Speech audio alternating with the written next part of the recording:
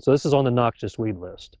So in theory, right, at this point in time, township trustees could come to you and say, you got 5 days to mow this down. If you don't, we're going to do it and bill you. But this is happening right down in Highland County. But he got Palmer infested there, and it's bad along the edge, and it's out in the field.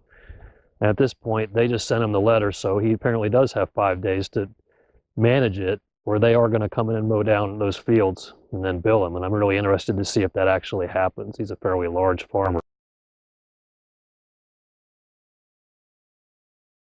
But if you are going to get pollinator, wildlife, whatever seed, ODA will test that. They have got almost no samples. I mean, we say that all the time. And if you have time, if you get a load of anything, and any type of seed that you're going to do, any type of seeding like that, and you have time, you know, they'll come out and pick up the seed. They send it to Illinois, and it gets tested to see if there's Palmer.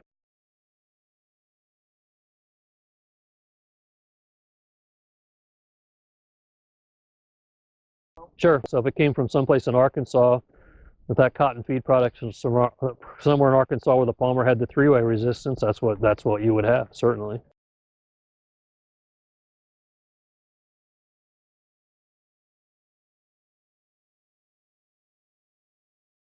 Yeah, if there's seed production in the hay, yeah. So that's the other problem.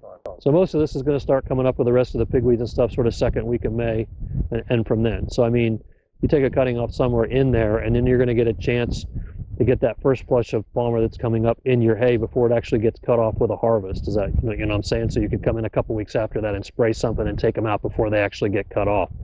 You do that, and then what you'll be able to do is come back after the next cutting, and you shouldn't have plants that you're really cutting off. You should have maybe another flush of pigweed. Is everybody kind of with me on that? So we're kind of staying ahead of it, right? So you can time your cutting somewhere instead of trying to cut off, instead of letting them come up, getting this big with the hay or whatever, and then cutting them off, and then you got a tough plant that's going to come back and be tough to kill.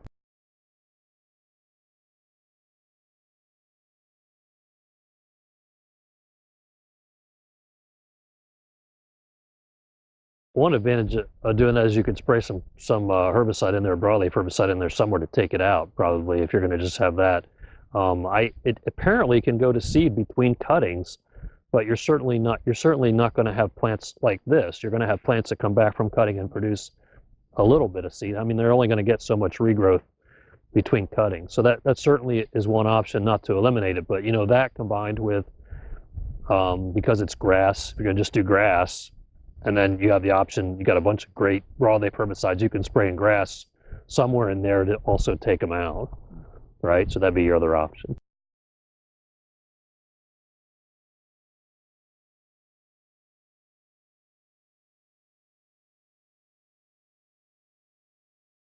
I'm not sure you have to. I mean, you can put beans in there, a decent bean program, and manage that. Yeah, I'm not sure you have to do that, but yeah, that would probably be a better option than putting beans in there. The hay crop certainly is the grass hay is certainly a nice option in there for a year or two.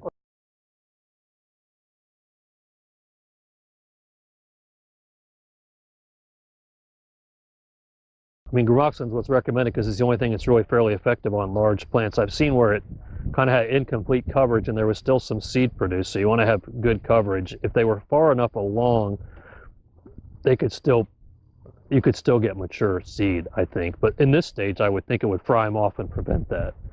Yeah, if you got into a situation where you could get enough coverage at this time and the beans had lost enough of their leaves and you could use Gramoxone still and it hadn't produced mature seed, that was certainly something that you could do.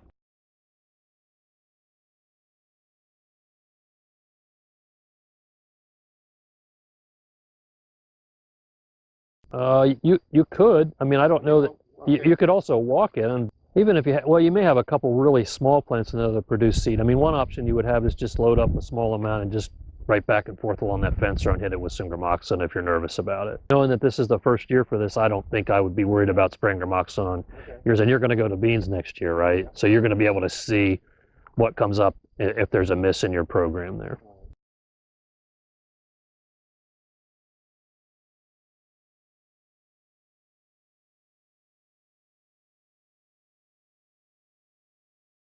I think on his field, based on the fact that this just got started, I'd probably go heavy up front and just come back.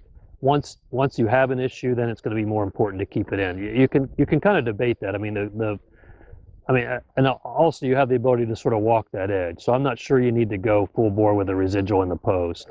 Okay. If you do the first approach, you're going to be able to spray a little bit later, and it's going to be a little bit more effective, right? So your post, you got a bigger window and more time to put your post on. But his question was, okay, do we load up?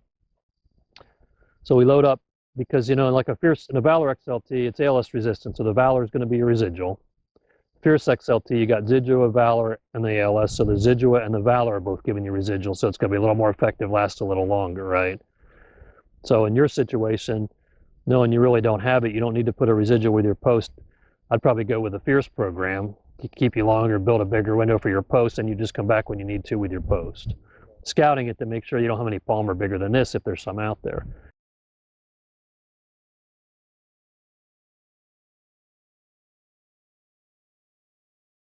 It's not a real deep, you know, something like that.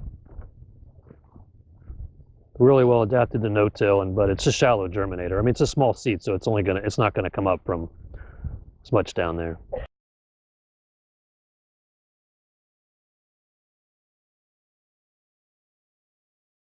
Yeah, if you could get all the seed, that would work.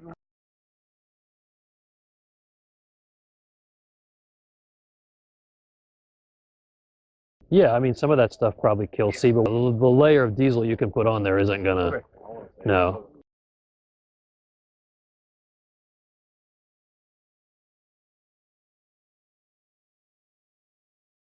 I don't know that anyone's doing it here. There was an outfit in Tennessee for $2,500 that would tent it and fumigate it. And that's the only thing that's pretty much guaranteed. Aside from that, you're just trying to, I mean, blow it out as much as you can. Yeah.